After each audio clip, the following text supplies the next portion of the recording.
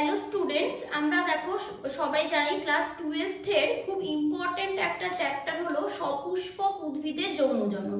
এবং সপুষ্পক উদ্ভিদের যৌন জনন থেকে তোমাদের কিন্তু 5 মার্কসেরও বেশ কিছু কোশ্চেন্স আসে। তো এবং সেই টপিকের বেশ কিছু ইম্পর্টেন্ট পোর্শন আজকে আমি চলো তোমাদের সঙ্গে ডিসকাস করব। তো তাহলে চ্যাপ্টারটার কি নাম সেটা আমরা চলো আগে দেখে নিই। সপুষ্পক উদ্ভিদের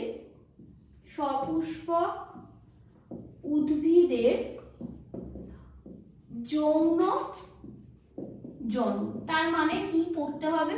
উদ্ভিদের যৌন জনন অর্থাৎ উদ্ভিদে কিভাবে যৌন জনন সম্পন্ন হয়। মানে আমরা জানি যে যৌন জননের একক কি হয় না, যৌন জননের একক হচ্ছে গ্যামেট। যৌন জননের একক হচ্ছে গ্যামেট। তাহলে সপুষ্পক উদ্ভিদের ক্ষেত্রে গ্যামেট মানে পুং গ্যামেট আর স্ত্রী গ্যামেট, এই দুটো রকম দেখো আমরা পাবো। সপুষ্পক উদ্ভিদ যদি হয় তো তাহলে আমরা পুং গ্যামেট পাবো। পুং গ্যামেটকে আমরা কি বলি? পরাগরেণু। পুং গ্যামেটকে উদ্ভিদের ক্ষেত্রে আমরা বলি পরাগরেণু। আর স্ত্রী গ্যামেটকে উদ্ভিদের ক্ষেত্রে আমরা মেনলি কি বলে থাকি না, হচ্ছে স্ত্রী রেণু। স্ত্রী রেণু কথাটার থেকে আমরা বেশি দেখবে ব্যবহার করি হলো ডিম্বক। ডিম্বক, ঠিক, ডিম্বথলির মধ্যে ডিম্বক তৈরি হয়। তো তাহলে এবার আমরা এই চ্যাপ্টারটাতে মেনলি তাহলে আমাদের কি কি পড়তে হয় না, সপুষ্পক উদ্ভিদের যৌন জননে এই পরাগরেণু, ডিম্বক, ডিম্বথলি, পরাগধানী, এগুলোর স্ট্রাকচার কিরম মানে গঠন কিরম সেগুলো পড়তে হয়। তার সাথে আমাদের পড়তে হয় কি না, কিভাবে নিষেক সম্পন্ন হয়। আর নিষেক সম্পন্ন কিভাবে হয় সেটা জানতে গেলে আমরা অবশ্যই নিষেক মানে আমরা জানি নিষেক হওয়ার জন্য এই যে গ্যামেট তৈরি হবে, এই গ্যামেট তৈরি হওয়ার জন্য মিওসিস কোষ বিভাজন লাগবে। মিওসিস কোষ বিভাজন লাগবে। এবার এই মিওসিস কোষ বিভাজনটা উদ্ভিদ দেহে কোথায় হয়? উদ্ভিদ দেহে মেল যদি হয় মানে পুং অংশ যদি হয়, সেখানে উদ্ভিদ দেহে কোথায় মিওসিস কোষ বিভাজন হচ্ছে। এবং উদ্ভিদের ক্ষেত্রে ফুলের মধ্যে বা পুষ্পের স্ত্রীস্তবকের কোন অংশে মিওসিস কোষ বিভাজন হচ্ছে, এগুলো দেখো আমাদের ক্লাস 12 বেসিসে এই চ্যাপ্টারে জানা খুব ইম্পর্টেন্ট।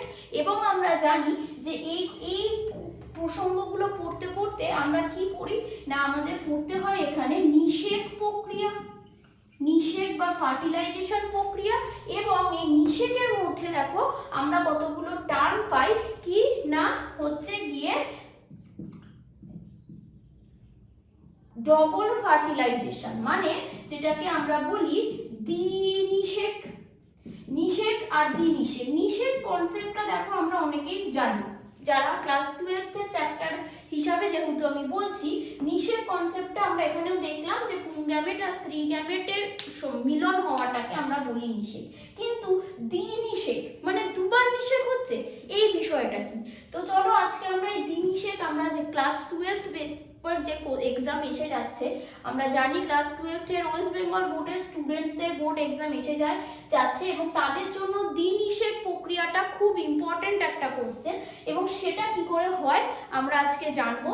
এবং সেটা জানার জন্য আমাদেরকে আগে শুরুতে প্রিলিমিনারি যেটুকু পুংরেণু বা ডিম্বক, বিশেষ করে দ্বিনিষেকটা আমরা যখন জানবো, আমরা দেখবো পুরো স্ত্রীস্তবকের স্ট্রাকচারটার দরকার পড়বে। তো সেটা আগে একটু পড়ে নেব, তাহলে আমরা খুব সহজে দ্বিনিষেকটা বুঝতে পারবো। তো চলো আমরা শুরু করি আজকে।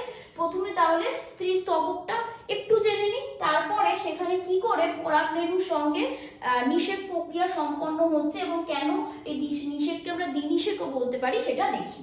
তো তাহলে আমরা যদি একটা সপুষ্পক উদ্ভিদের স্ত্রীস্তবক দেখি, তাহলে সপুষ্পক উদ্ভিদের স্ত্রীস্তবকের স্ট্রাকচার বা গঠনটা কিরকম হয়, আমরা এরকম ভাবে দেখো একটা ছবি আঁকার চেষ্টা করছি। যদি এরকম টাইপের যদি আমরা দেখি, এই যে পোর্শনটা ধরো দেখছি, তো এই পোর্শনটাকে আমরা কি বলি? এই পোর্শনগুলোকে কি বলা হচ্ছে না, বাংলাতে যদি এই পোর্শনটাকে লিখি, এটা দেখো ওভারি বা ডিম্বাশয়। ওভারি বা ডিম্বাশয়, এটা কি না ডিম্বনালী। ডিম্বনালী বা এটাকে আমরা বলতে পারি হচ্ছে স্টাইল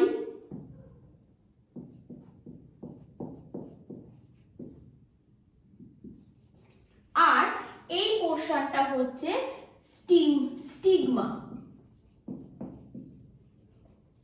তাহলে ওভারি স্টিগমা স্টাইল বা আমরা এরকম ভাবে ডিম্বনালী, ডিম্বাশয় এরকমও বলতে পারি। এটা কি না একটা সপুষ্পক উদ্ভিদের স্ত্রী জননতন্ত্র, একটা সপুষ্পক উদ্ভিদের স্ত্রী জননতন্ত্র, এটা আমরা সবাই জানি না? এই পিকচারটা, চিত্রটা দেখো, আমরা সবাই জানি। এবার যদি দেখি এই যে ডিম্বাশয় বা ওভারিয়া রয়েছে, এই ডিম্বাশয় বা ওভারির ভিতর আমরা কি দেখি না এরকম বিভিন্ন শেপে, বিভিন্ন আদলে আমরা দেখব যে কিছু ছোট ছোট এরকম ডিম্ব অংশ থাকছে, যেগুলোকে আমরা কি বলি না ডিম্বক, ডিম্বক বা ওভিউল বলি, ডিম্বক বা ওভিউল বলি। তো তাহলে কি দেখতে পেলাম না স্ত্রী জননতন্ত্র পাচ্ছি একটা সপুষ্পক উদ্ভিদের, সেখানে আমরা দেখছি স্টিগমা থাকে, স্টাইল থাকে, ওভারি থাকে।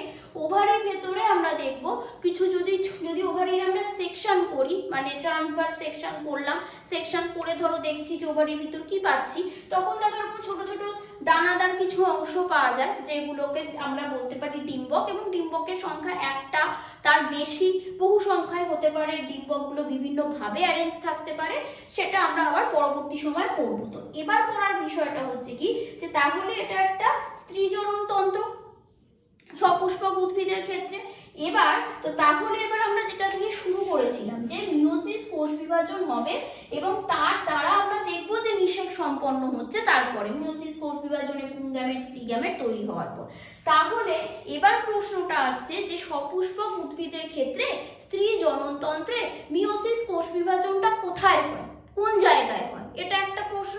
আমরা দেখো ক্লাস 8-9 থেকে সপুষ্পক উদ্ভিদের জননতন্ত্রের ছবি আঁকছি, ব্যাখ্যা করছি, পড়ছি, এবং সেখানে আমরা জানি যে জননতন্ত্র বলতে মেন জনন অংশটা বলতে আমরা ডিম্বককে বলি বা ডিম্বাশয়কে বলি। কিন্তু বিষয়টা কিরকম হচ্ছে দেখো, এই যে ছোট ডিম্বক অংশটা পাচ্ছি, এই যে ছোট ডিম্বক অংশটা পাচ্ছি, এই ডিম্বকটাও কিন্তু থাকে হচ্ছে 2n অংশ ফর্মে।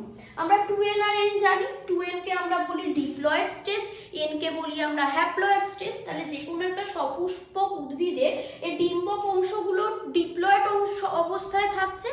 এবার আমরা দেখব যে ডিম্বকগুলোকে যদি ধরো এনলার্জ করি, মানে একটা ডিম্বককে সাপোজ আমরা ধরো বড় করে দেখার চেষ্টা করছি, তো তাহলে এই যে ডিম্বক পোর্শনটা, এই যে ডিম্বক পোর্শন, সেটাকে যদি ধরো আমরা এনলার্জ করে বা বড়ভাবে দেখি যে সেখানে কি কি কোষ আছে, সেখানের গঠন কিরকম, তাহলে দেখবো ডিম্বকের ভেতরেও অনেক কোষ আছে।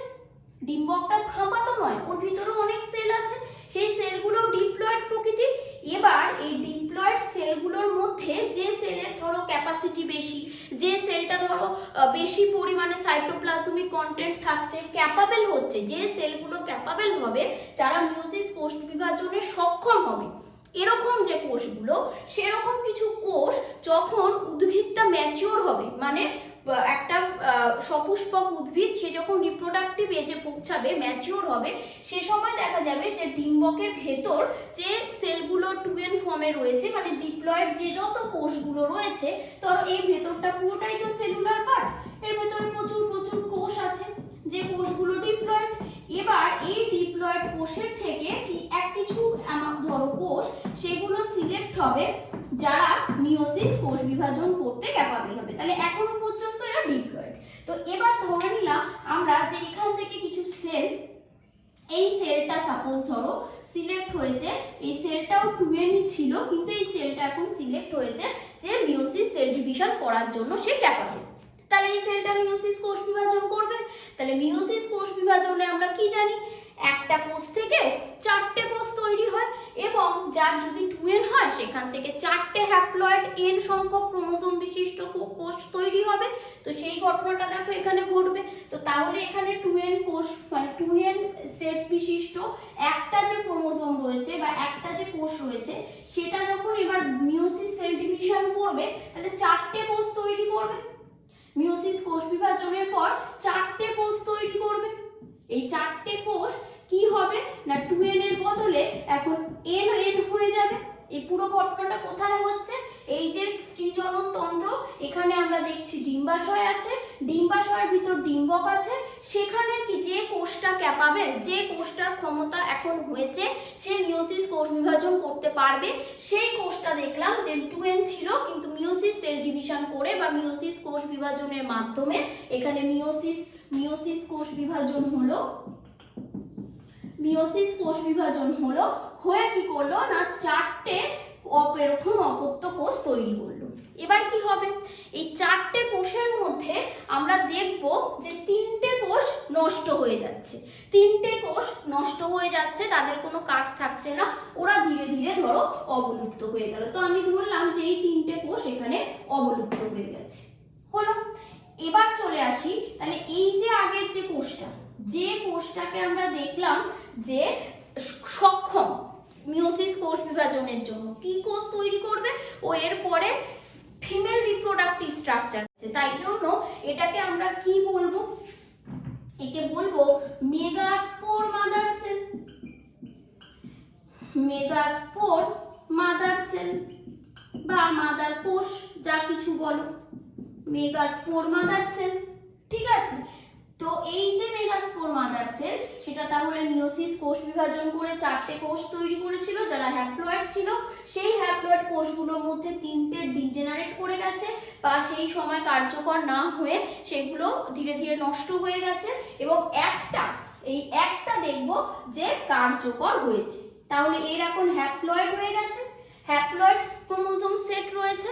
এরপর কি হবে, তাহলে আমরা এখনো পর্যন্ত পড়ে এলাম যে এই পোরশনটাতে যদি আমরা এই ব্যাপারটাকে আরেকটু এখানটায় ঠিক এনলার্জ করে ধরো দেখি, যে এই পোরশনটা আমরা পড়ে নিয়েছি, এখানটা এই জায়গাটাকে আমি শুধুমাত্র আরো একটু এনলার্জ করে দেখো আবার দেখাচ্ছি। এবার আমরা এই পোরশনটায় চলে আসি। এবার আমি দেখলাম যে এই যে পোরশনটা আছে এখানে, তাহলে এখন কি এই পার্টটা ধরো এখানে আমি ড্র করে নিয়েছি, এটাই একটা ওভিউলের যে পোরশনটা।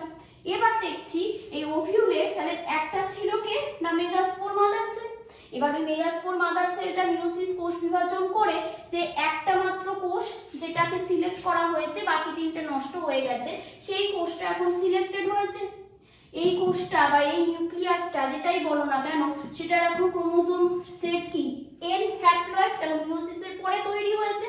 তাহলে দেখবো কি এবার কিছু পরপর মাইটোসিস সেল ডিভিশন করবে। তাহলে কি দেখলাম না, প্রথমে দেখলাম মিওসিস সেল ডিভিশন হলো মেগাস্পোর মাদার সেলে, হয়ে 4টে সেল তৈরি হলো, 4 সেল বা 4টে নিউক্লি বলতে পারো, তার মধ্যে 3টে ডিজেনারেট হয়ে যাচ্ছে বা নষ্ট হয়ে যাচ্ছে।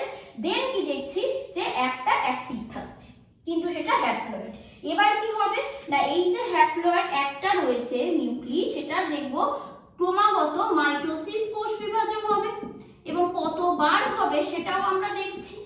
মাইটোসিস কোষ বিভাজন হবে, প্রথম একবার মাইটোসিস কোষ বিভাজন হলো, তাহলে কি হয়, একটা মাইটোসিস কোষ বিভাজনে আমরা জানি 2টো অপত্য সেল তৈরি হয়, 2টো অপত্য নিউক্লি তৈরি হয়, তাহলে এখান থেকে 2টো তৈরি করলো, হলো। তাহলে এটা মাইটোসিস ডিভিশন করে 2টো কোষ তৈরি করলো।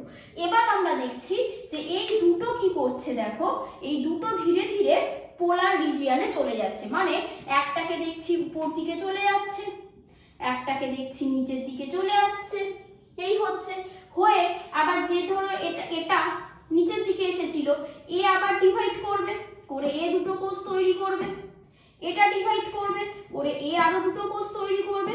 তাহলে কি হলো না, নরমাল মাইটোসিস সেল ডিভিশন হলো। তাহলে এখন আমরা কি দেখছি, এখানে 3টে এখানে 3টে 6টা হয়েছিল। তারপর আমরা দেখব যে আরো কি হবে না, এখানে এ দেখো ডিভাইড করবে, এখান থেকে দেখো এই ডিভিশন হয়ে 6টা হলো। ঠিক এভাবে নেক্সট মাইটোসিস ডিভিশন যখন হবে আরো 2টো নিউক্লি তৈরি হবে।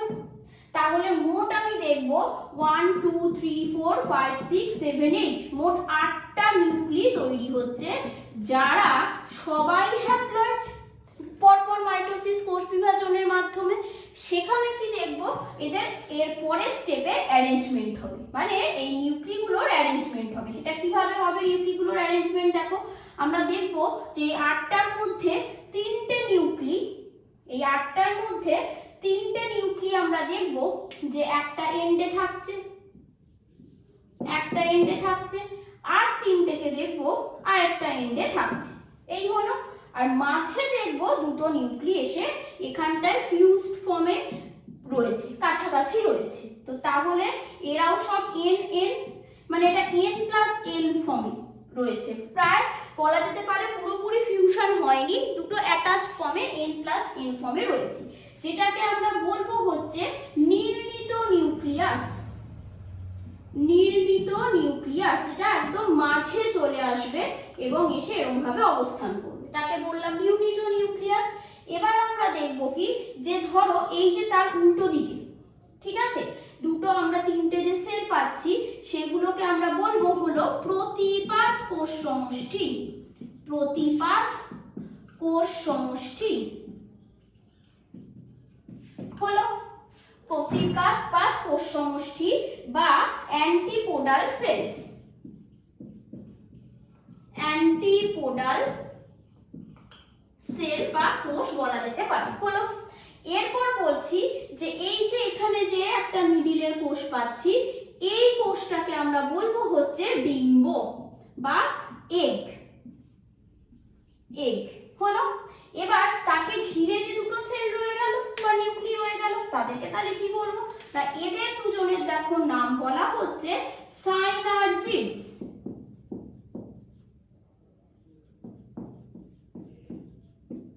এদেরকে দেখো বলা হচ্ছে সাইনার্জিডস। ক্লিয়ার হলো?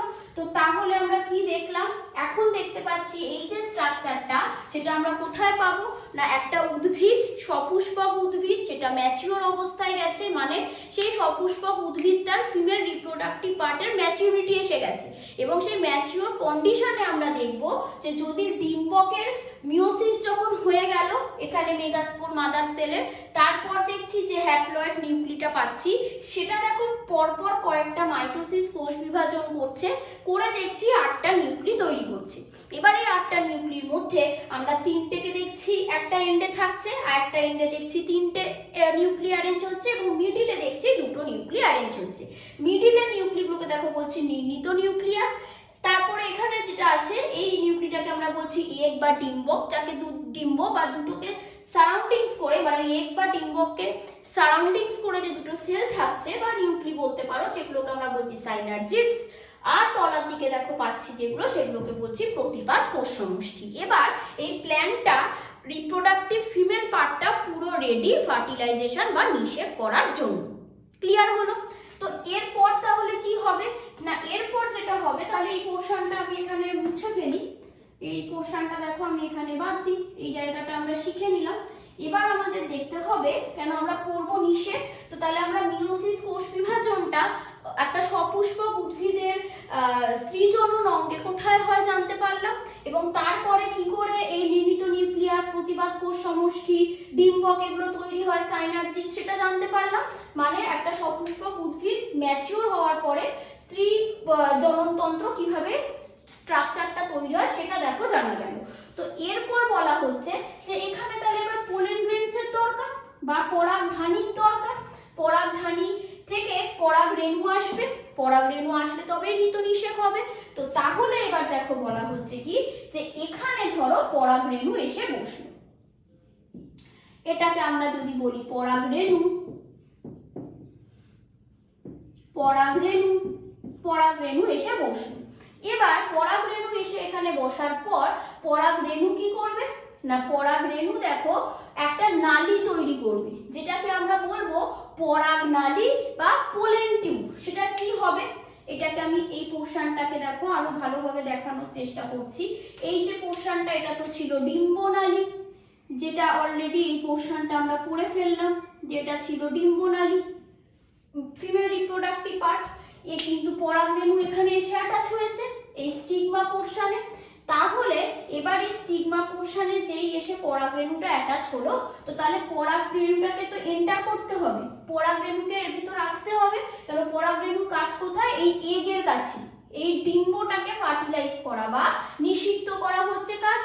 তো তাহলে এখান পর্যন্ত আসবে কি করে, তাই দেখা যাবে যে স্টিগমাতে পরাগরেণু আপতিত হওয়ার পর, স্টিগমাতে পরাগরেণু আপতিত হওয়ার পর আমরা দেখবো এখানে পোলেন টিউব বা পরাগ নালী তৈরি হচ্ছে। পোলেন টিউব বা পরাগ নালী তৈরি হচ্ছে। তাহলে এটাকে আমরা নাম দিলাম পরাগ নালী, যেটা পরাগ রেণুতে তখনই তৈরি হবে যখন প্ল্যান্টটা ঠিক পরাগ রেণুটা তার ঠিক স্পিসিসের উপরে অ্যাটাচ হবে, সেই ঠিক স্পিসিসের প্ল্যান্টের স্টিগমাতে এসে অ্যাটাচ হবে। হলো, তাহলে পরাগ নালী তৈরি হলো। এবার এই পরাগ নালীর মুখে দেখো দুটো মেল গ্যামেট থাকে। এই যে আমি পুং গ্যামেট পড়ছি, পুং গ্যামেট পরাগ রেণুর থেকে যে দুটো পুং গ্যামেট পাবো, সেই পরাগ নালী কি করছে, দুটো পুং গ্যামেট এখানে বহন করছে। দুটো পুং গ্যামেট এখানে রয়েছে, যেটা পরাগ নালীর মধ্যে দিয়ে নেমে আসছে। দুটো পুং গ্যামেট। পুং গ্যামেট কি না, পুং গ্যামেট অবশ্যই মিয়োসিস কোষ বিভাজনের মাধ্যমে তৈরি হয়েছিল, তাহলে পুং গ্যামেটটাও হ্যাপ্লয়েড হবে। তাহলে এরকম দুটো হ্যাপ্লয়েড পুং গ্যামেট দেখছি পরাগ নালী বরাবর নিচের দিকে নেমে আসছে। আসবে কোথায় না, আবারও বলছি, এগটাকে ডিম্বটাকে ফার্টিলাইজ করবে, আর কি করবে সেটা আমরা দেখব। তো তাহলে এখানে আসছে পরাগ নালী। এবার পরাগ নালীটা এন্টার করবে কি করে, তাই না? তো তাই জন্য দেখবো যে আমরা ডিম্বকে একটা নিজেই ওপেনিং থাকে, একটা ছিদ্র থাকে, যাতে পরাগ নালী সেখান দিয়ে এন্টার করতে পারে। তাই সেই ছিদ্রটা দিয়েই যদি দেখি যে পরাগ নালী এন্টার করছে এবং ডিম্বর কাছে গিয়ে এইকে গিয়ে ফার্টিলাইজ করছে বা নিষিক্ত করছে, তখন আমরা পরাগ নালীর সেই যে গমনটা হবে, যদি দেখি যে ওই নির্দিষ্ট ছিদ্র পথেই পরাগ নালী এসে এন্টার করতে পেরেছে এই পুরো ডিম্বকটার ভেতরে, তখন আমরা পরাগ নালীর সেই গমনটাকে দেখো বলবো পোরোগ্যামি। তাহলে পোরোগ্যামিটা কি হলো না, পোরোগ্যামি হলো পরাগ নালী যদি দেখি যে মাইক্রোপাইল দিয়ে ওভামের মধ্যে বা ওভিউলের মধ্যে এন্টার করছে বা প্রবেশ করছে, তাহলে পোরোগ্যামি তখনই বলবো যখন দেখবো যে পরাগ নালী যদি মাইক্রোপাইল হচ্ছে, আমরা এখানে ছিদ্র পাবো, যে ছিদ্র দিয়ে ডাইরেক্ট পরাগ নালী এন্টার করতে পারবে। তো তাহলে কি না, যদি পরাগ নালী যদি মাইক্রোপাইল অংশ দিয়ে ডিম্বকে প্রবেশ করে, তখন আমরা তাকে বললাম পোরোগ্যামি। আরেক রকম হতে পারে, দেখা গেল যে পরাগ নালী কোনোভাবে ওই মাইক্রোপাইল দিয়ে ডিম্বকের মধ্যে প্রবেশ করতে না পেরে হয়তো ডিম্বকের এই যে ওয়ালটা রয়েছে সেটাকে ভেদ করে এন্টার করছে, সেটা হতে পারে। বা পোরোগ্যামির যে পোর্টটা আছে তার ঠিক অপোজিট এন্ড দিয়ে এন্টার করছে, তখন সেই টার্মটা দেখো আমরা ইউজ করব হলো চ্যালাজোগ্যামি। এই টার্মস গুলো কিন্তু আমাদের জন্য খুব ইম্পর্টেন্ট, আমাদের মনে রাখতে হবে যে পোরোগ্যামি কি, চ্যালাজোগ্যামি কি।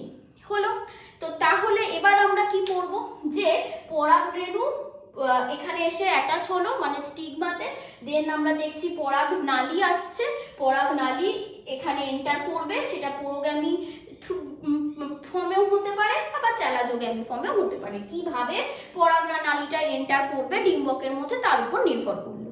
এবার আমরা ধরে নিলাম যে পরাগ নালী এন্টার করে গেছে। পরাগ নালী এর ভিতর এন্টার করার পর আমি এইখানের এই জায়গাগুলোকে দেখো একটু রাফ করে দিচ্ছি, যাতে আমাদের এই ভেতর পোর্শনটা অনেকটা ক্লিয়ার হয়ে যায় আর আমরা বুঝতে অনেকটা সুবিধা হবে। তো তাহলে এই যে ব্যাপারটা হলো, ধরো এখানে তাহলে পরাগ নালী এন্টার করেছে। পরাগ নালী এন্টার করার পর দুটো মেল গ্যামেট তাহলে ডিম্বকে চলে এসেছে। এই দুটো হচ্ছে এই যে পুং গ্যামেট গুলো বা দুটো মেল গ্যামেট। এবার এই দুটো পুং গ্যামেট বা মেল গ্যামেট কি করবে, ডিম্বকের ভিতর ঘুরতে এসে কি করবে না, দেখো একটা এই যে মেল গ্যামেট বা পুং গ্যামেট পেয়েছি, সে কি করবে, একটাকে নিষিক্ত করবে। ঠিক আছে, তাহলে কি দেখছি এখানটা আমরা লিখি, দেখো একটা পুং গ্যামেট পেলাম, সে কি করছে না এই ডিম্বকটাকে বা এই এগটাকে যাই বলি না কেন, এই এগটাকে নিষিক্ত করলো। তো তাহলে পুং গ্যামেটটা এন ছিল, এগটা এন ছিল, দুটো মিলে কি তৈরি করলো, ডিপ্লয়েড হলো এরা দুজনেই হ্যাপ্লয়েড ছিল, সেখান থেকে দেখলাম ডিপ্লয়েড হলো, মানে 2n হলো, এই হলো, হয়ে এটা কি হবে, ধীরে ধীরে সিড বা বীজে কনভার্ট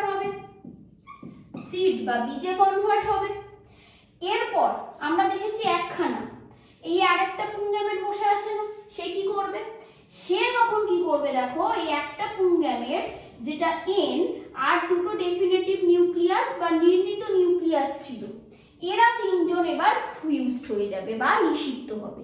তো তাহলে একটা এখানে পুংগ্যামেট আর দুটো নির্ণীত নিউক্লিয়াস, তাহলে 3n হয়ে যাবে, ঠিক না? তো সেক্ষেত্রে তাহলে কি তৈরি হবে, তো তাহলে আমরা কি দেখছি না, একটা পুংগ্যামেট কি করছে না, এককে ফার্টিলাইজ করছে বা এককে নিষিক্ত করছে, আরেকটা পুংগ্যামেট যে ছিল সে কি করলো, তাহলে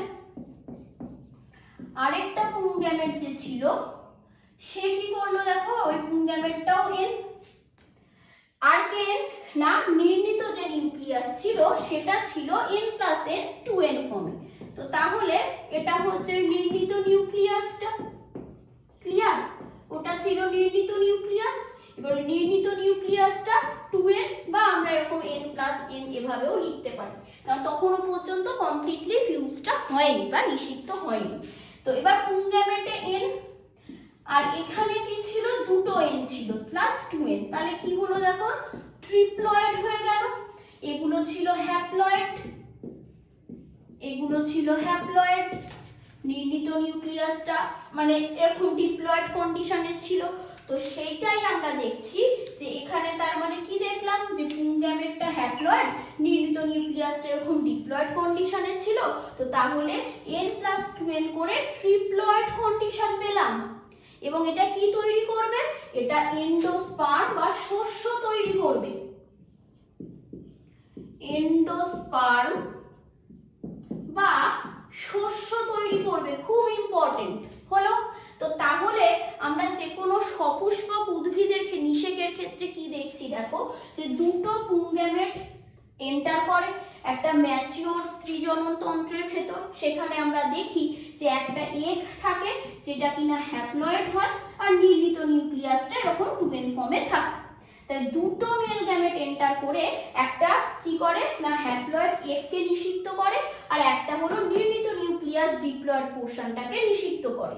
তো করলে আমরা আরেকটা তাহলে পার্ট পাই, একটা পোরশন, মানে আমরা যদি সপুষ্পক উদ্ভিদের নিষেক বর্ণনা করতে বলা হয়, তাহলে আমরা একটা স্টেজ তো এটা দেখতেই পাচ্ছি, যেখানে রেজাল্টে দেখছি এন্ডোস্পার্ম বা শস্য তৈরি হচ্ছে, বা শস্য নিউক্লিয়াস বলতে পারো, এন্ডোস্পার্ম শস্য বা শস্য নিউক্লিয়াস এরকম ফর্মে তোমরা লেখাটা পাবে। আর একটা কি পাবে না, আরেকটা পাচ্ছ তোমরা যে পুংগ্যামেট যেটা হ্যাপ্লয়েড, প্লাস তোমরা পাচ্ছ হচ্ছে একটাকে যেটাও হ্যাপ্লয়েড। তাহলে একটা দুটো হ্যাপ্লয়েড যদি মানে মিক্সড হয়, তাদের নিষেক হয়, তাহলে যেটা তৈরি হবে সেটাকে দেখো আমরা বলছি হচ্ছে জাইগোট, যেটা হচ্ছে ডিপ্লয়েড। আর এই জাইগোটটাই কি করে, সিড বা বীজ উৎপাদন করতে সাহায্য করে। আমাদের সপুষ্পক উদ্ভিদের যে ফলগুলো আমরা খেয়ে থাকি, তাতে যে বীজ থাকে, সেই সিডটা থাকে, সেটা আসে কি না, এই একটা পুংগ্যামেট এবং এই একটা নিষিক্ত হওয়ার পর, তাই আমরা পাই বীজ। আর যদি দেখি যে এরকম পুংগ্যামেট আর নির্ণীত নিউক্লিয়াসের মানে নিষেক হচ্ছে, তখন আমরা দেখি নিউক্লিয়াস তৈরি হচ্ছে। যেরকম দেখবে আমরা নারকেলের মধ্যে আমরা লিকুইড এন্ডোস্পার্ম পাই, মানে এন্ডোস্পার্ম বা শস্যটা লিকুইড ফর্মে থাকে, বা কিছু যেমন চাল, রাইস আমরা রেগুলার খাচ্ছি, যে পোর্শনটা খাচ্ছি সেটা হচ্ছে এন্ডোস্পার্ম বা শস্য। ঠিক সেরকমই আমরা কিছু প্ল্যান্টের পাবো যে শস্য তৈরি হবে না এরকম নয়, সপুষ্পক উদ্ভিদ মানে সেখানে আমরা দেখবো যে আমি বলে দিচ্ছি এই ব্যাপারটা হবে যে 3n হবে বা শস্য তৈরি হবে। কিন্তু অনেক ক্ষেত্রে কি হয় না, যখন এমব্রায়োটা মানে ভ্রূণটা ডেভেলপ করে, তখন তো ভ্রূণটার ডেভেলপমেন্টের জন্য খাবার দাবার দরকার, সেই খাবার দাবারটা অনেক সময় এই নিউক্লিয়াস থেকে নেওয়া হয় বলে দেখা যায় যে যখন আমরা ফল হিসাবে পাচ্ছি, সেখানে অনেক ক্ষেত্রে এই এন্ডোস্পার্ম বা শস্যটা অ্যাবসেন্ট থাকে, কিন্তু শস্য অবশ্যই কিন্তু তৈরি হবে। বোঝা গেছে ব্যাপারটা? তো তাহলে আমরা সেই জন্য দেখো সপুষ্পক উদ্ভিদের নিষেককে দ্বিনিষেক বলছি। কেন দ্বিনিষেক বলছি? না দুবার নিষেক হলো। দেখো একবার একটা পুংগ্যামেট একবার এগকে ফার্টিলাইজ করছে বা নিষিক্ত করছে, করে জাইগোট তৈরি করছে, আমরা বীজ বা সিড পাচ্ছি। আরেকবার দেখছি আরেকটা পুংগ্যামেট কি করছে, নির্মিত নিউক্লিয়াসকে নিষিক্ত করছে। তাহলে দুবার যেহেতু নিষেক প্রক্রিয়া সম্পন্ন হচ্ছে সপুষ্পক উদ্ভিদে, তাই সপুষ্পক উদ্ভিদের নিষেককে আমরা দ্বিনিষেক বলতে পারি। ক্লিয়ার হলো? দ্বিনিষেকের আরেকটা টার্ম হলো double fertilisation. Double fertilisation, double fertilisation বা দ্বিনিষেক হলো। আর এই পোরশনটা দেখো তিনবার নিষেক হয়েছে, তিনবার, মানে একবার এন আর একবার 2n, মানে তিনবার নিষেক বলতে চাইছি যে তিনটে নিউক্লিয়াস একসঙ্গে নিষিক্ত হয়েছে। এখানে দুটো নিউক্লি এন দুটো নিউক্লি নিষেক হয়েছে, এখানে তিনটে নিউক্লি নিষিক্ত হয়েছে, এন একটা আর দুটো এন, মানে তিনটে নিউক্লি নিষিক্ত হয়েছে। তাই জন্য এটাকে আমরা বলতে পারি triple fusion. Triple fusion, triple fusion. Clear? তো তাহলে এখানে দেখো আমরা কি কি টার্মগুলো পেলাম, সেটা আমি একবার সবার লাস্টে আবার তোমাদেরকে লিখে দিচ্ছি। যে এখানে তার মানে এই যে বিষয়গুলো এগুলো কিন্তু খুব ইম্পর্টেন্ট আমাদের ক্লাস এইচএস এর এক্সামের জন্য, এবং এই টার্মসগুলো খুবই ইম্পর্টেন্ট। তো পুরো নিষেক পদ্ধতিটা আমরা বুঝতে পারলে কিন্তু এগুলো একেবারেই গুলিয়ে যাবে না, এবং সব টার্মিনোলজিসগুলো তোমরা খুব ভালো করে বুঝতে পারবে। তো চলো আমরা একবার সামারি আলটিমেটলি দেখে নিই যে নিষেক প্রক্রিয়াটায় হলোটা কি কি উৎপন্ন হলো, যেটা দেখো অলরেডি আমি এখানে লিখে দিয়েছি। যে কি কি টার্মস পেলাম আমরা। নিষেক উদ্ভিদের নিষেক প্রক্রিয়া পড়লাম, সপুষ্পক উদ্ভিদের নিষেক প্রক্রিয়া পড়লাম, এবং সেই নিষেক প্রক্রিয়া পড়ার সময় আমরা দেখলাম যে সপুষ্পক উদ্ভিদের নিষেককে আমরা দ্বিনিষেক বলতে পারি। কেন বলতে পারি? না দেখছি দুবার নিষেক হচ্ছে। কি কি হলো? না একবার দেখলাম যে পুংগ্যামেট যেটা এন, প্লাস তার সঙ্গে দেখছি এগ যেটা এন, দুটোর ফিউশনে আমরা দেখলাম, বা দুটোর নিষেককে হওয়ার পর আমরা দেখলাম যে বীজ উৎপন্ন হলো, যেটা 2n জাইগোট থেকে হলো। আরেকবার আমরা দেখলাম একটা পুংগ্যামেট যেটা এন,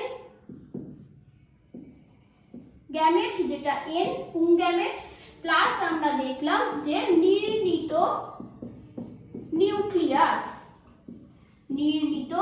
নিউক্লিয়াস যেটা ছিল কিনা 2n। তো সেই দুটো মিক্সড হয়ে দেখো তৈরি করলো যে শস্য নিউক্লিয়াস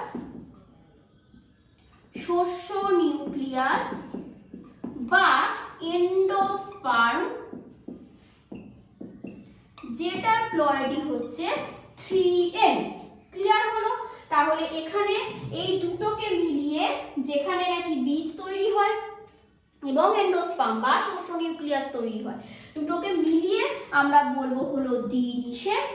আর যদি আমরা শুধু বলি যে পুংগ্যামেট এবং নির্মিত নিউক্লিয়াসের যে সংনিষেক, সেখানে একটা এন প্লাস এখানে আরো দুটো এন, মানে তিনটে হ্যাপ্লয়েড নিউক্লির মিলন হচ্ছে বা নিষেক হচ্ছে, সেটাকে আমরা বলবো হচ্ছে ট্রিপল ফিউশন।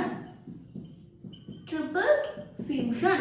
তো তাহলে আশা করি এটা দেখার পর তোমাদের ডাউট থাকবে না যে কোনটা দ্বিনিষেক আর কোনটা ট্রিপল ফিউশন। এটা অনেক স্টুডেন্টসদের গুলিয়ে যায় যে দ্বিনিষেকটা কি আর ট্রিপল ফিউশনটা কি। তো দ্বিনিষেকেরই একটা পার্ট দেখো হচ্ছে ট্রিপল ফিউশন, আর ট্রিপল ফিউশন মানে এন্ডোস্পার্ম। ট্রিপল ফিউশনের রেজাল্ট যেটা পাবো, ট্রিপল ফিউশনের রেজাল্টে আমরা এন্ডোস্পার্ম তৈরি হতে দেখবো বা শস্য নিউক্লিয়াস তৈরি হতে দেখবো। আর ডবল ফার্টিলাইজেশন মানে সেখানে শস্য উৎপাদন বা এন্ডোস্পার্ম উৎপাদন এবং বীজ বা সিড উৎপাদন দুটোকে নিয়ে দ্বিনিষেক। কেন? দুবার করে দুটো মেল গ্যামেট বা দুটো পুংস্তবক থেকে উৎপন্ন যে মেল গ্যামেট বা বলতে পারো গ্যামেট, সেটা এখানে দুটো থাকছে এবং দুবার নিষিক্ত করছে, তাই আমরা এটাকে দ্বিনিষেক বলছি। তো আশা করি এই ফিমেল রিপ্রোডাক্টিভ পার্ট বা স্ত্রী জননতন্ত্রের স্ট্রাকচারটা তার গঠন এবং দ্বিনিষেক ব্যাপারটা কি, বা সপুষ্পক উদ্ভিদের নিষেক প্রক্রিয়া কিভাবে সম্পন্ন হয় সেটা তোমরা ভালোভাবে বুঝতে পেরেছো। তো থ্যাংক ইউ।